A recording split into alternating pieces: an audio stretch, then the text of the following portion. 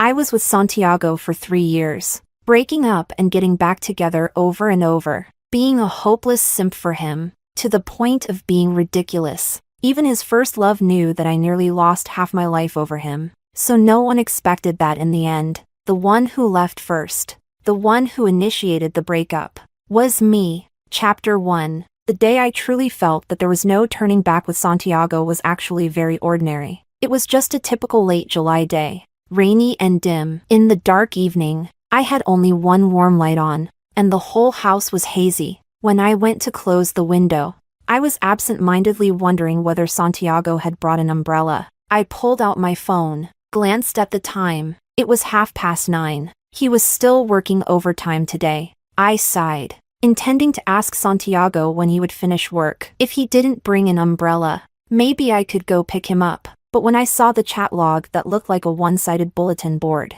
my hand hovered over the send button, circling it a few times before deciding I couldn't send it. Forget it. Santiago had said it before, told me to stop doing these pointless, nagging little caring things. He wasn't a 3-year-old kid. If he was hungry, he'd eat. If it rained, he'd get home. There was no need for his girlfriend to act like a nanny running after him to take care of everything. I swiped right, exited the chat, put away my phone, and felt an inexplicable irritation. I just sat on the windowsill and stared outside. Closing the window blocked out the sound. Even the cars passing by on the street seemed to slow by half a beat. Absent-mindedly, I wiped the condensation off the glass. Neon lights flickered, and the distant lights gathered in one spot. Lately, I always seemed to be like this. My mind would go blank. I would space out unconsciously, aimlessly, not even knowing what I was thinking. Maybe I wasn't thinking anything. WeChat made its ding-dong sound, followed by the ringing of a voice call. My heart skipped a beat. Maybe I was just waiting for a message from someone. I smiled bitterly, grabbing my phone in resignation, unlocking it in one swift motion. It wasn't Santiago. My best friend Clara's new profile picture stared silently at me, and I pressed the answer button. The high-pitched female voice started with a classic line. "Olivia, I'm begging you. If you're blind, then go get it treated. Can you stop staying blind and holding onto a trashy man like he's some treasure?" When I didn't respond, Clara's frustration showed in her voice. "Every time I bring this up, you just stay silent. What excuse are you trying to make for Santiago this time?" "Olivia, I know you can hear me. What did you tell me a few days ago? Santiago promised to celebrate your birthday?" "He promised nothing. You were happy for a few days, but now he's out there with another woman, making sure she doesn't get wet in the rain. And what are you? Say something. Olivia, don't tell me you're out there right now, getting ready to take Santiago an umbrella. Do you know that being blindly in love means you'll be digging wild herbs for 18 years? You've been doing it for 3 years now, and you can't get enough." Huh? I didn't say anything. Since I got together with Santiago, it had become a habit to get scolded by Clara 2 or 3 times a month. I curled up on the window seat, cautiously clicking on the enlarged image, my heart pounding. Santiago's first love posted a video on her moments, captioned with a pitiful "It's pouring. Who will come pick me up?" And my boyfriend, who was so busy that he replied to my messages only once in 3 days, appeared in her moments an hour ago. His side profile was captured, the line of his neck and shoulders as perfect as ever, making the girl beside him look even more petite and delicate, even without a full face shot. The atmosphere was palpable. I watched the video closely, then closed the screen. I replied to Clara with 3 ellipses. Clara fumed. "Say something. Olivia, how can you tolerate this?" I zoned out for a while longer. It wasn't until Clara was about to lose her mind that I slowly opened my chat with Santiago, looking at his message from an hour ago that he had managed to send amidst his busyness. Busy. Today was my 25th birthday, and that was the only message he had sent me in 3 days, not a birthday wish. Just 2 words, busy. I stared at the timestamp, perfectly matching the time on the screenshot from Moments, feeling stunned and not knowing how to react. I wanted to speak, but my throat felt clogged, and I couldn't say anything. I wanted to cry, but it felt like there were stones in my eyes, and I couldn't shed a tear. My emotions spun around and eventually settled on a laugh. I hadn't expected that. I actually laughed. Not just laughed, but laughed loudly. It must have sounded unsettling because Clara suddenly fell silent. She cautiously asked, "Olivia, are you okay?" "I'm great." I had intended to say it lightly, but when I spoke, there was a trace of grievance even I hadn't realized. "So great it makes me laugh." Clara paused. She said, "Of course you should be angry." The raindrops pounded against the window, the rain growing heavier and heavier. "Should I be angry?" "Of course. I should be angry." I hummed in agreement, hung up the phone, and typed out a message to Clara, wanting some quiet. Clara replied instantly, "I'm coming over." I declined her kind offer, insisting multiple times that I just wanted to be alone for a while, then tiredly set my phone aside. Chapter 2. It was at this very moment that I understood, no one is ever truly so busy that they forget about you. They just don't care enough. And people all have tempers. It wasn't that I didn't get angry. I just felt, in this relationship I couldn't let go of, that I had no right to be angry, no capital to throw a fit. Suddenly, it felt as if all the grievances from these 3 years erupted at once, and tears started falling without control. Just a moment ago, I thought I couldn't cry, but in reality, I was still so very sad, as if my heart was being tightly gripped. My eyes and my world were both raining, yet my boyfriend was out holding an umbrella for someone else. I curled up on the window seat, burying my head between my knees, trying to make myself smaller, even smaller. In my world, there was only the sound of the rain, pounding away. It was a long while before I lifted my head, casually dusting off the tatami on the window seat, straightening it neatly. I took a deep breath, stood up, and turned off the small floor lamp, then switched on the main lights. In an instant, the room was brightly lit, and the light stung my eyes. I habitually started tidying up the house. When I got to the guest room, it took a little longer than usual, because there were a lot of pet supplies piled up there. I had finally managed to convince Santiago to get a border collie as a birthday gift, but we hadn't even brought it home yet. All that was left were these supplies, cluttering the room. After tidying up the guest room, I walked out, and the cake on the table stood out vividly, with its custom floral ribbons bright and eye-catching. It was still untouched. It should have been opened 2 hours ago. By now, the cream might even have collapsed a little. It'd be a waste not to eat it. With that thought, I opened the cake myself. The cake in front of me was soft and sagging, the fluffy cream indeed collapsing. I pulled out a chair, the light stretching the shadow of the ribbons long, very long. My stomach rumbled. I'd been looking forward to today, and hadn't eaten much lunch, so I was a bit hungry. I didn't cut it, I didn't know why, but I couldn't muster the usual sense of ceremony or delicacy. I just dug into it with a fork, deliberately going for the word happiness in happy birthday. The whipped cream was soft and delicious, melting in my mouth, and the jam used to write happiness was passion fruit flavored. But it wasn't sweet. It tasted bitter, astringent. I paused, touched my face, and realized it wasn't the cream or the jam that was the problem. How could a dessert be bitter? It was my tears. I wiped my tears away, took a few more bites, each swallow getting stuck in my throat. I ate for a while before I suddenly realized something was wrong, like I'd forgotten something. I hadn't blown out the candles or made a wish. No matter what, you should make a wish on your birthday, right? I lit the candle, and in the weak, flickering light, my 25th year burned to its end. In the misty haze before me, I blew out the candle, finished the cake that I had dug into messily, and spent my first birthday in 3 years alone, the one Santiago had promised to spend with me. Santiago never came home that night, and I didn't sleep a wink. At first, I thought I was so upset that I would cry the whole night. But in the end, I cried until I felt dizzy, then felt so nauseated that I ended up hugging the toilet bowl, throwing up for half the night. I'd eaten too much. It made me sick. For the rest of the night, after tidying up the house, I packed all of my things as well. Everything from the large suitcases to the half-soured cream cake that had been left overnight in the summer heat.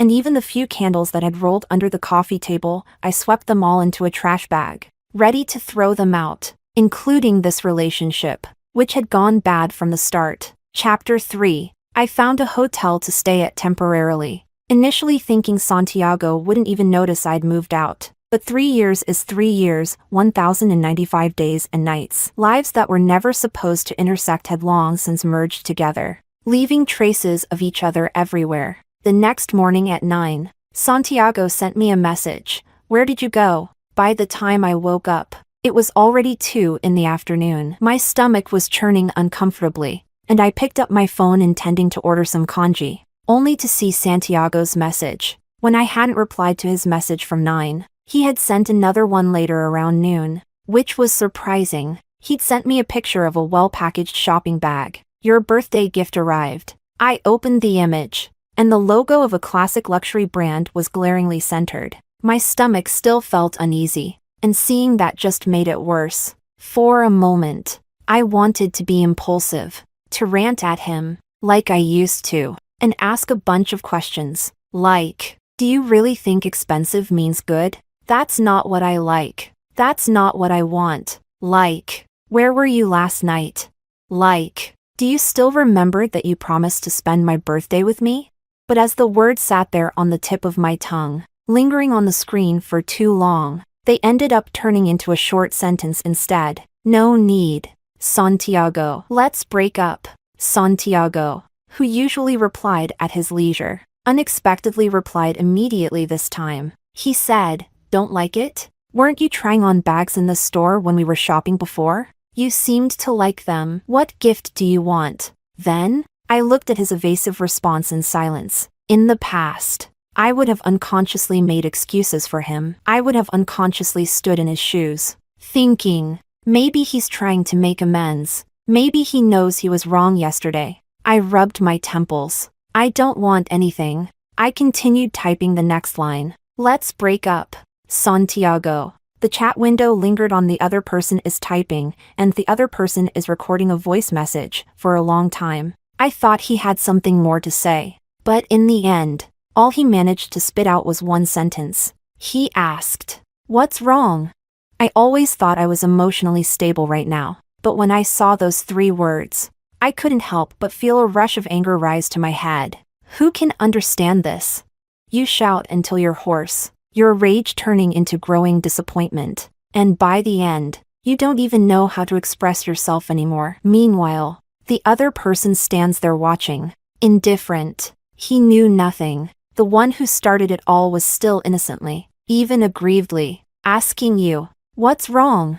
I took a deep breath, my fingertips trembling, and I simply flung the screenshot of the story Clara had sent me yesterday right in his face. Santiago replied with 3 ellipses. I had never felt so disappointed in him. I didn't even want to say anything more. I switched to Do Not Disturb on WeChat, planning to check out food delivery and order some congee to settle my stomach. The taste of having eaten sweets and then thrown them up, it was truly unbearable. When I finished ordering and switched back to WeChat, I was surprised to find that Santiago had sent a whole bunch of new messages 10 minutes ago. I skimmed them. "No, really. I don't understand. I didn't do anything." She posted on her moments. How could I control what she does? I didn't even know when she took those photos. We ended a long time ago. Yesterday. It was really just on the way. She called me, said she was in town on a work trip and felt so lonely. I couldn't just ignore her, could I? I haven't done anything to betray you. After dropping her off, I planned to pick up your gift and come home. But there was an urgent project at work. I didn't get home until 8 in the morning. I really don't know what she posted. If you don't believe me, ask my colleagues. Ask them. I really was working on the project yesterday. Once it's done, I'll have more time to spend with you. Maybe because I hadn't replied. Santiago, unaccustomed to waiting, sent another message 5 minutes later. "You're making me tired. Every time it's the same, you never wait for me to explain. And now you're using a breakup to threaten me?" I calmly replied, "Why should I listen to your explanation? Why should I wait for you to explain?" I hadn't planned on saying more, but he always had a way of easily pulling at my emotions. Maybe it's true that the people you care about most are the ones who know how to hit the softest part of your heart. I had placed him in the softest part of my heart, allowing him to hurt me until I was left bleeding. I almost exploded, letting all my grievances pour out at once. When I used to watch soap operas, I thought the female lead's heart-wrenching monologues were a bit melodramatic. When a relationship reaches its end, it's better to leave some dignity and beautiful memories. But those grievances were real. The unfulfilled needs that were never valued were real. The pain, like swallowing knives, was given to me by the person I loved the most. Why couldn't it be prevented before it happened? Why did we have to wait for an explanation afterward? Is she pitiful? Am I not pitiful? I waited for so long for a birthday gift, and it turns out to be this stupid bag. You can't even remember the dog toy we bought together just a few days ago, but you remember to give her a lift. Yes, you must be exhausted.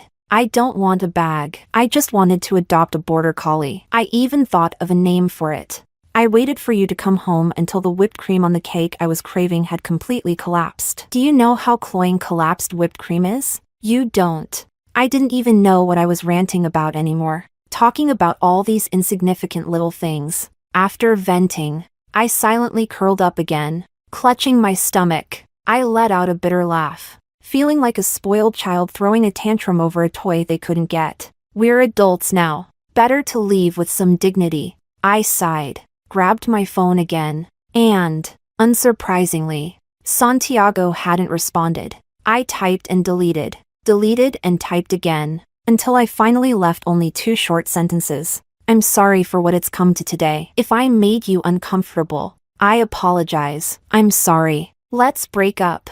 Santiago. I lay on the bed, staring blankly at the ceiling for half an hour, until the delivery kanji arrived. After drinking it, I glanced at my phone again, still no messages. I knew there'd be at least a few days of silence from him again. He was used to handling things this way. I used to think this wasn't emotional neglect, that he was also struggling and just wanted to retreat to his comfort zone to adjust his mood. But what about my mood? I took 2 dry sips of kanji, suddenly feeling how meaningless it all was. I clicked on Santiago's profile picture, my finger hovering over the delete button, and this time, I pressed it without hesitation. Chapter 4. When Clara barged in. I was putting on makeup. The weather was nice today. My room had a large floor-to-ceiling window, and sunlight filtered in through the sheer curtains. It was perfect for reading. After reading for a while, I felt a bit drowsy, so I decided to do my makeup and dress up a bit. The elegance of a girl is for herself to see. Seeing yourself looking good, of course, makes you happy. I suddenly felt that these kinds of days were quite nice, quiet, all by myself. If I could make a pot of tea, it would be even better. Being without Santiago wasn't so bad. So when Clara came in with a bag full of beer, she stared at me, wide-eyed in shock. After closing the door, she pointed and gestured, her tongue tied. Olivia, you're something else. You know that? I thought you'd be feeling worse than death. Completely devastated right now. I put down the curling iron, casually tousled my freshly curled hair, sat back down in the chair, found a lipstick, and while applying it in front of the makeup mirror, I finished her sentence for her. You thought I'd be disheveled, lying around in despair, didn't you? Clara circled behind me, clicked her tongue twice. This isn't like how you used to be when you broke up before. I paused for a moment. Breaking up with Santiago before? That was indeed a mess. From the initial heartbreak and buying drinks to drown my sorrows, to slowly getting used to curling up alone in dark corners, gradually processing those sad emotions, none of it resembled the person I truly was. Clara said, I was already prepared to tell you with full confidence that tonight, Sis would drink until we're passed out. Olivia, but now you're making things hard for me. I turned to smile at her. So what are we going to do then? I pursed my lips, got up, squatted by the bag she had brought, picked out 2 cans of beer, and handed one to her. How about I say it instead, tonight? Sis will drink until we're passed out together. All right? Clara squatted down next to me, putting a hand on my shoulder, her tone carrying a warmth even she wasn't aware of. You said it, not me. If David ends up coming to the hotel to carry me home, I'm blaming you, Clara said, hugging me. Olivia,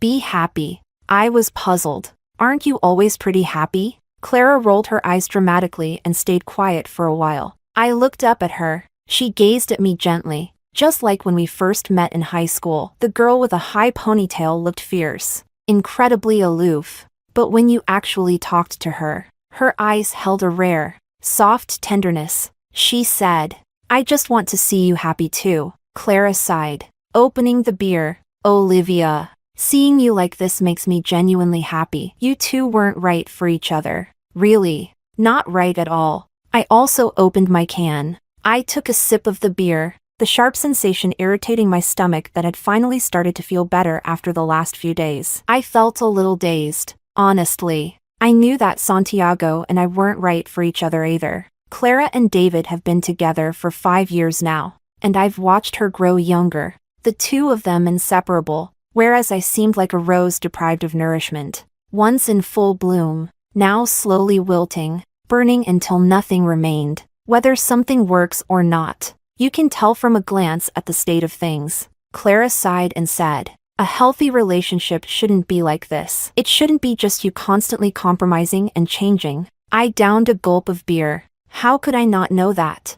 I was more aware of it than anyone else. It's been 2 days since I deleted Santiago from my life, and he's remained silent, and I no longer hold on to the desperate obsession of not wanting to let go. On the contrary, I felt like I was gradually finding the old simplicity again, being happy purely for my own sake. Reading books, putting on makeup, chatting about anything and everything with friends, no matter how inconsequential. So I wasn't sad when Santiago came up. I just teased Clara. "Didn't you once swear you'd never change that habit of cursing? Didn't you say you'd never change for anyone? And if it didn't work out, you'd just find someone better?" Clara stared at her beer can for a long time. After a while, she finally reacted, muttering that she was going to tickle me. "Olivia, looks like you're totally fine now." I just giggled, telling her I'd never dare again. We ended up drinking ourselves to oblivion. The next day, I couldn't remember exactly what she said, just vaguely remembered us lying on the floor, poking each other and reminding the other that we shouldn't lie on the floor, it's too cold. Eventually, Clara scoffed. "Forget it, I just feel like lying here." After she said that, she laughed, playful, radiant, glowing, her lipstick already smudged on the beer can. But after drinking, her lips were even redder than a rose. It felt like we were both back at 18, carefree, daring to love and hate, unrestrained. She suddenly said, "Olivia, you're definitely my best friend. You sure know how to expose my secrets. Who changes for a guy anyway? I'm just going to be myself, no talk of compromise." But now, if it's him, Clara's tone shifted as she sat up, her nose red from the alcohol. "He's different," Clara repeated. "If it's David, then it's different." I burst out laughing. "Girl, you've been with him for 5 years, and now, just because of something I said, you're having second thoughts?" I grabbed my beer, sat up, clinked my can hard against hers, milky white foam spilling over the edge, falling on the back of my hand, disappearing in an instant. I wrapped my arm around her shoulders, alcohol on my breath. "I really envy you. If in a relationship, the changes are the ones that should naturally happen, and if both people are growing together for the better, if the desire to improve yourself for your partner is treasured and reciprocated doubly, then it's not a compromise. It must have been some beer foam that drifted into my eyes. Otherwise, I wouldn't be crying like this again for no apparent reason." I looked at Clara seriously and said, "That is a precious shared affection between two people. Finding someone you're willing to improve for, someone who notices every small effort you make for them, is so hard. It's truly enviable. It's such an admirable, pure love. Sometimes I can't help but wonder, does Santiago like me? He must have liked me, because I could truly feel his sincerity in certain moments, and the details that showed he was trying, but he just didn't like me that much. His love came after so many other things. We just ended up missing each other. If it's meant to be, it will be. If it's not, there's no use in forcing it. One must learn to accept regrets, to accept imperfections, to accept that in the vast sea of people, sometimes we must part ways." Chapter 5. When people drink too much, they dream too, and the dreams are nonsensical. Bits and pieces here and there, like a patchwork. bizarre and outlandish. Ever since I started seeing Santiago, I rarely had dreams about him, but after drinking a lot this time, I dreamed of many things, most of which were those future moments I used to imagine. I really thought about it a lot. I imagined so much. For example, I wanted to travel to Las Vegas with Santiago, to go to the seaside and enjoy the breeze and drink with him. I wanted to spend every ordinary day together with Santiago. I also wanted to have a border collie. If we struggled too much with picking a name, why not just call it Lulu? It might be a bit of a silly name for such a majestic dog, but it would be a well-behaved dog, one that wags its tail whenever I called Lulu. If that day ever comes, whenever I thought about it, a genuine smile would always appear on my face. But we never had a border collie named Lulu. We never traveled together, and I smiled less and less. We were so close to having a border collie named Lulu. We were so close. Once Santiago finished his work, we'd have had time to go on that trip together. I know better than anyone that if I just went and coaxed Santiago now, if I admitted that I understood he didn't really do anything wrong and it was all just coincidence, we could continue. But I no longer wanted to. My WeChat profile background was a solid black image, with a line of text that said, "Olivia, cherish the moments of joy with you." Ever since I met Santiago, I hadn't changed. Everyone has those unspoken, hidden expectations. Each one, when spoken aloud, sounds grand, but in truth, they are so humble, so filled with grievance, that they tear apart a young girl's feelings in unexpected ways. When I desperately sought evidence of Santiago's love in those tiny details, I was perhaps already exhausting my desire to continue loving. After all, looking for love in the details was the wrong approach from the beginning. Love shouldn't need to be searched for. Love is an uncontrollable overflow. No matter what others say about a relationship, it doesn't really matter because they aren't in it. Without personal experience, no one can truly empathize. No matter what others said, I genuinely felt that Santiago liked me. At the very least, he once liked me. But all of that, in my years of emotional exhaustion, doesn't seem to matter anymore. I should have my own life. Even if it's not extraordinary, just thinking about what I want to eat today or what I want to do tomorrow,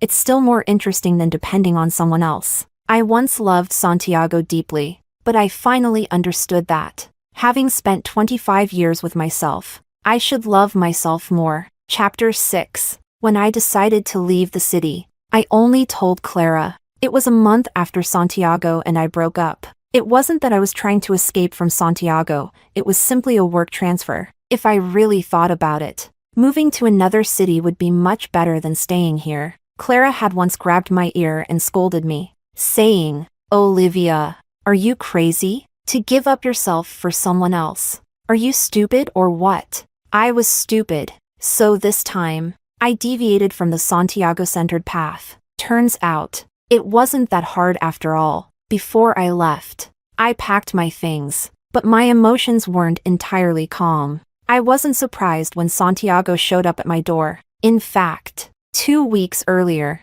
Santiago had gone insane looking for me. Clara was fed up with it, complaining to me constantly, even saying things like, "Wasn't he supposed to be that cold and aloof type? Now he's acting like a stalker." When I heard that, I can't say I wasn't hurt, but it wasn't because I couldn't let go this time. It was more of a reflection on the ways of the world. I knew long ago that if it wasn't because Santiago liked me, I wouldn't have held on stubbornly, unwilling to let go. The more I understood Santiago's evasive personality, the more adorable I found those awkward little gestures of affection he offered. It was a kind of cuteness I carefully unearthed from the depths of a crowded sea of people. How could I not be softened by that? And so, I repeated my mistakes over and over again. Later, I understood that I couldn't change anyone. Perhaps I never really wanted to change anyone's character to begin with. We both liked each other, and nothing big ever happened in our daily lives. Yet, we still had to part ways. Life is always a journey of accepting separations and regrets. The night before my flight, Santiago stayed in his car downstairs at the hotel the entire night. I saw him. He had lost weight. He looked neat, but the hand holding the cigarette trembled slightly. Looking so thin, he only called me once. "You see, This kind of person, he couldn't even bring himself to say a proper goodbye. Still, I went downstairs. I've always been a spontaneous person, not that cautious self I became when I was with him. People should be brave because regrets are only left to the timid. As long as I have no regrets, regardless of what others say or think, it's worth it. I didn't expect Santiago to stop me or hold me tightly, saying we'd never be apart again like in a soap opera. There was no grand drama, no drawn-out long time no see as an opening. There wasn't so much of a sense of fate. I no longer felt the excitement I once had. It was as calm as two old friends who were about to part ways, whose paths had intersected but were now diverging, parallel lines stretching out forever, never to meet again. Santiago's lips trembled slightly. In the end, he opened the car door and got out, habitually handing me a tissue, asking, "Are you hot?" He instinctively tried to grab my hand. The movement was so natural, but it stopped halfway. We stood there in silence, neither of us willing to break this rare peace. In the end, I said, "You should go home. It's hot out here." He looked at me silently, pulling at his collar in discomfort, as if he wanted to say something but swallowed it down. He nodded and went back to his car. As I watched him walk away, I suddenly remembered our beginning. Who confessed first? I looked at Santiago, deliberately turning his face away behind the car window, his eyes downcast, and the cigarette freshly lit again, and I felt a wave of confusion. I couldn't remember. Those heartbeats, those romantic moments, those genuine joys, they seemed to have been long sealed away. When you're in love, no matter how romantic, you can say anything. Now, opening your mouth feels like you're afraid of hurting each other. A birthday was merely the last straw that broke the camel's back. This way of being with each other, it had issues, but we couldn't change. We were always indulging in those rare moments of romance and thrill that came after God knows how long. But what remained were sharp thorns and differing lifestyles. Just a dull knife cutting through flesh. The last thing I said to him before I left was, "Santiago, can you buy me an ice cream? Not strawberry flavor." I added. I watched Santiago, silent, putting out his cigarette in the car. He said, "Olivia, if you've really decided to leave, stop talking about these things. It's meaningless." Feigning surprise, I replied, "Seriously? After 3 years? Santiago, I'm moving to another city, and you're not even willing to buy me an ice cream?" He didn't say anything. He didn't say he wasn't willing, nor did he say anything petty about us being broken up. He was always like this. I stood there, the play of light and shadow seeming to separate us. Santiago started the engine, its hum resonating as if he were about to drive away. I lowered my eyes. In the past, I liked making excuses for Santiago, and after some time, I increasingly understood what was in his heart. For instance, right now, I could easily guess based on his personality that he wouldn't say it. More accurately, he didn't dare to say it. He didn't dare say anything harsh, because he always thought there might still be a chance for us, because he always thought I was just a little upset. He was afraid of saying anything too definitive, leaving no way out, afraid of being too soft, losing face. I could see all of that, but still, I really wanted to tell him one thing. When I looked up again, I regretfully said, "All right, fine, don't buy it." But, Santiago, there's something I've wanted to tell you for a long time. I just never found the opportunity. Now, I'll use it to say goodbye. Maybe even his engine couldn't stand it at this point. It hesitated, roared for a while, tires spinning but not leaving. The noise was loud, so I had to raise my voice too. I said, "Santiago, has anyone ever told you this?"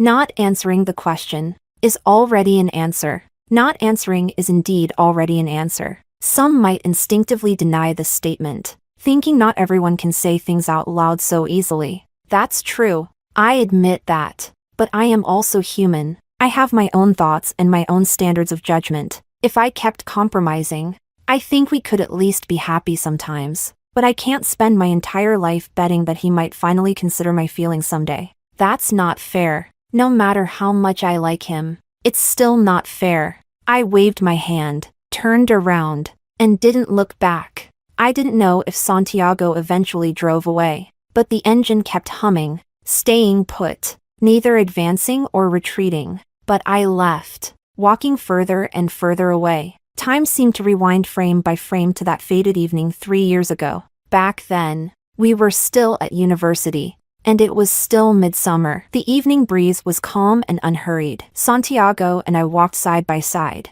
our hands somehow intertwined, unwilling to let go even when sweaty. My steps grew slower, gradually falling behind him. He walked ahead, holding my hand. Suddenly, I called out to the boy whose ears had somehow turned bright red. I lifted my chin, saying in a haughty tone, "I'm going to die from the heat." Not moving anymore, he stood there, dumbfounded, not knowing how to comfort me. Naturally, he wasn't skilled at those flirtatious tricks. Despite having a face that looked like trouble, I laughed and said, "Santiago, buy me an ice cream. Buy me an ice cream, and I'll keep walking with you. Isn't that a great deal?" Back then, youth was all smiles and earnest joy. Even if he wasn't naturally passionate, he had that look of hope in his eyes, unable to hide it. And I wasn't the later version of myself, hesitant and insecure. I had always been headstrong and demanding. My pace remained as slow as it used to be, but my boy had already drifted apart from me. What happened afterward? Well, afterward, he smiled and handed me an ice cream. The sweet strawberry aroma lingered, although his smile was dazzling enough to make anyone lose focus. It was always a little clumsy. He said, "Do you like strawberry flavor?" Our fingers intertwined again at some point, palms hot and feverish. I opened my mouth, but couldn't say anything for a long time. I don't like strawberries. Actually, I don't even like ice cream, nor did I want any. But I liked this person so much, liked him so much that, at that moment, I needed a reason, any reason, for him to take me with him. And so that insignificant ice cream couldn't occupy a young girl's heart. It melted away, bearing witness to a teenage crush. It's all in the past. We must have truly liked each other. Chapter 7. The new city is neither good nor bad, and sometimes I really miss spending weekends hanging out with Clara. I've met new colleagues, new friends. Fortunately, I'm still not too far from Clara. Occasionally, when traveling for work, we still get to meet up. Life went on, neither too salty nor too bland. I found hobbies to fill my time, and it wasn't so dull. But as for Santiago, he wasn't doing well. In the blink of an eye, 3 months had passed. Time allowed my wounds to scab over, but it seemed to slowly tear his open, letting the pain ferment and spread until it festered. Never in my wildest thoughts did I imagine that one day I would receive an emotional letter from Santiago. I had completely disappeared from his world. After that day at the hotel, I blocked all possible contact methods I could think of. In the end, he made a new account and found me through Instagram. He's not someone who's good at saying sweet things, but he said that he had only now realized that his world had long since grown accustomed to my presence. I was unassuming. I wasn't so special that he needed to constantly confirm my existence. But once I was gone, he realized that even his ability to breathe began to diminish day by day. I had given him so much security and the feeling of being needed that he almost took it for granted, never considering that I might leave. So, my favoritism toward him became his entitlement, his reason for justifying putting me behind other things. He came to understand, belatedly, that what I had given him was affection and sincerity, not demands about having gestures and paying attention to details. He had once felt that I was controlling him, putting pressure on him, and being demanding. Even when he went out to have fun, I wanted him to constantly reply to my messages. He disliked this so much that he'd rather lie and say he was working overtime than tell me he was going out. He had once wondered why the girl who was so lively at first had turned into someone who constantly questioned and demanded from him. It took him a while to realize that if I didn't want the relationship,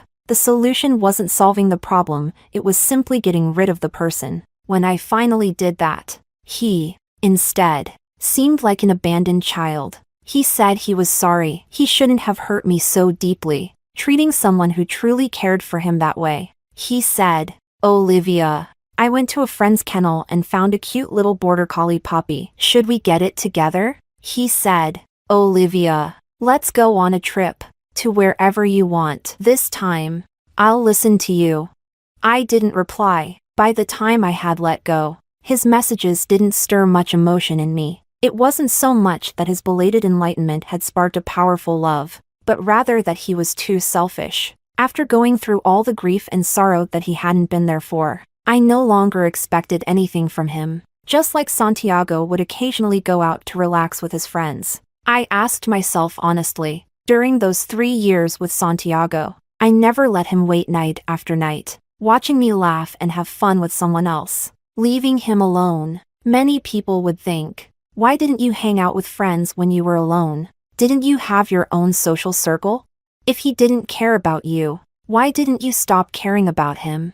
But that's not love. That's being petty. That's a game. That's making do, forcing yourself to have a relationship so that you wouldn't be alone late at night. But love should be passionate and straightforward. It shouldn't be restrained. It's supposed to be the most romantic, the most vivid human quality. Losing the ability to truly love someone, to exchange genuine feelings, is a kind of regret. Forming bonds with others inherently carries the risk of tears. Santiago was just a passerby in my life. The fact that we didn't end up together and that I've moved on from him isn't a failure. And it's not shameful. It's courage. Next time I meet someone I like, I'll dare again. I'll mend the heart that got hurt because of him. And once the wounds are healed, I'll be brave enough to love the next person. I'll always dare, and I'll always have the courage to wait for the right one. Chapter 8. I didn't wait for very long. 6 months after I moved to another city, I met someone else.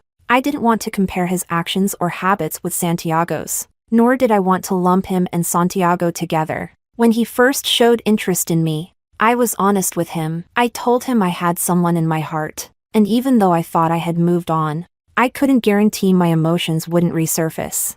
I didn't want to accept his affection at this time, as it wouldn't be fair to him. I thought he would, like the others who tried to chat me up these days, see my lack of enthusiasm and leave disappointed. But instead, he listened attentively to that long story of mine. I thought he would give up, that knowing how much I had once loved someone else would create a distance. But he didn't. He smiled at me, his eyes crinkling. Olivia, the person you loved must have been very lucky. If he didn't cherish it, he should be the one feeling sorry. Is there anything wrong with loving someone? Honestly, the wind that night was very strong. I was huddled in my coat, aimlessly shaking my beer can. Cold hands didn't matter. But suddenly, I thought that maybe holding the hand he extended toward me wouldn't be so bad. And until we got engaged, until we got married, I never thought of Santiago again. This is my farewell to the past, and I don't want to bring the new person into it too much because no one can replace the experience of saying goodbye to oneself and the past. Relying on someone new to make up for the damage caused by someone old is, at its core, a selfish act. I wanted to truly walk away from the memories with Santiago, all on my own, and I think I really did it. Time is the best medicine for healing everything, and I am not beyond saving. As long as I haven't lost the hope of loving someone, no one is beyond saving when it comes to love. Chapter 9. On the day of my engagement, Santiago somehow managed to find Clara and ask her to show me something. She took it, though she hadn't planned to show it to me. I had no idea, but when I saw Clara in the makeup room looking restless, I asked her out of sheer curiosity, "Did Santiago tell you to say something to me?" I hadn't brought up that name in a long time. Clara almost lost her composure. She ran her hands through her hair in frustration, only realizing afterward that she had messed up her carefully done hairstyle. For once, she even cursed in front of David. "Forget it," she spat. "Who cares about him?" I looked at her calmly. Under my quiet gaze, she sighed and said, "Olivia, I wasn't planning on bringing this up today. He knew you'd be back for your wedding, so he blocked my front door early in the morning." Looking lost, I was going to kick him a couple of times, she grumbled, visibly uncomfortable, before taking out a small, folded piece of paper from her purse. "But maybe it's better if you see it for yourself." As I unfolded it, I could tell how reluctant Clara was to accept it and show it to me. She had folded this full, tightly written letter into such a tiny square. Honestly, for a moment, I did feel something, a fleeting sense of confusion. It wasn't love rekindled, Just an inexplicable feeling. Fate works in circles. The right people will meet again, while the wrong ones must eventually be let go. And like every story, this one must also have an ending. Just like now. As the sudden ringing of my phone broke the silence, I answered Santiago's call. His voice was trembling, barely containing his excitement. "Olivia, have you seen it?" I said. "Not yet." He spoke cautiously. Okay, I'll wait until you've read it." Santiago had done many things over the years. For example, he actually did adopt that little border collie, where he dug up the old diary entries we wrote in our couple's space years ago, where he finally realized how my love had bloomed brightly before slowly dying out, turning cold. Every word in his letter was filled with memories, those small details from the past that I thought he would never remember. It turns out that people who are tormented by memories do indeed remember every little detail, sharpening themselves painfully over time. I finished reading quietly. To be honest, I felt no great emotion, just like when I read Santiago's heartfelt messages years ago. I simply lowered my gaze for a few minutes, then carefully folded the handwritten letter back along its creases until it was the same as when I first received it. I tossed it into the trash. The arc was pretty nice, and I threw it accurately. I wasn't that girl from years ago who watched Santiago play basketball, always teased by him for never making a basket. I spoke into the phone to Santiago, whose breathing had grown increasingly ragged on the other end. I finished reading it. He let out an ah, as if it was squeezed from his throat. I continued. "I'm getting married. Santiago, don't do this. It's over." The mildly warm wind of that summer, the rustling leaves, and the sunlight that once painted the outline of a clean, innocent young boy, all of it has drifted far away. They too have become a memory, folded into a letter whose final resting place is not heartfelt words but a trash bin. I think I understand why. Just a moment ago, I had this inexplicable sense that Santiago had something to say through Clara. It must have been the very last bit of fate between Santiago and me. When people are on the brink of never crossing paths again, they make one final effort. It may be a rekindled feeling after a long time, or it may be an attempt to hold on or to seek forgiveness. Most, unfortunately, fall into the latter category. Santiago tried to hold on and plead, while I chose farewell and forgiveness. He broke down almost instantly, the composure he'd managed to maintain crumbling entirely. He wanted to keep me. He choked up. "Olivia, why was it you who decided to start this? And now you're the one ending it? Don't leave me." He wanted to beg. He said, "Olivia, I'm sorry. It was my fault that you never felt my love." He said, "Olivia, I just want to be with you. Olivia." Santiago's pauses felt unnatural, his voice sounding choked up. "Olivia, please, be a little more kind to me, okay?" I was silent amidst his breakdown, just as he had once been silent with me. I once called Santiago while drunk, vomiting and crying, and said, "Santiago, if you just say to me, 'Let me be more patient and gentle with you,' I will never leave you." But he didn't even pick up. Now that I've completely let go, he says all those things I once longed to hear, all those words I once desperately wanted. If only he had said them earlier, just a little earlier, I would have been so happy. I would have thrown myself into his arms, softened my heart again and again. But now, I don't need them anymore. True feelings always have an order. I took a deep breath, and as I exhaled, I was nearly calm. "Santiago, true love always has its timing. Why are you always the one who's late?" Forming bonds with someone means you have to be ready to shed tears, but only if it's worth it. Just before I hung up, I spoke softly. "Next time you meet a girl you like, you have to change. Don't make her sad like I was. I don't blame you. Let yourself go." I always thought that when you hang up on someone you love, the sound is harsh, which is why I never wanted to be the one to end the call. But somewhere along the way, between Santiago and me, I became the one to leave first. As the phone screen darkened, I looked at Clara and smiled. "You were right. I needed to hear it. Honestly, it feels pretty good, karma, I guess." Clara shook her head and hugged me tightly. "You're not that cruel, Olivia." I nodded. "No, I wasn't cruel, and I didn't find much joy in it. The switching of roles, the turning of the tables, didn't bring me the satisfaction of revenge, only the sense of closure from completely letting go of the past, of sealing away the memories. I forgive all the obsession, the sorrow, the heartbreak, and the love that became hysterical in the end. I said goodbye to all those old memories, rewinding my past with Santiago to that very first summer when we met. If I could do it all over again, I wouldn't have taken that ice cream. Or perhaps I wouldn't have asked for it in the first place. I wouldn't have let myself be tempted to go home with him. I would have smiled, softly but firmly, and said, "It's too hot today, so I'll just head home." Then I'd turn around, keep walking, until, before we ever met, we simply passed each other by.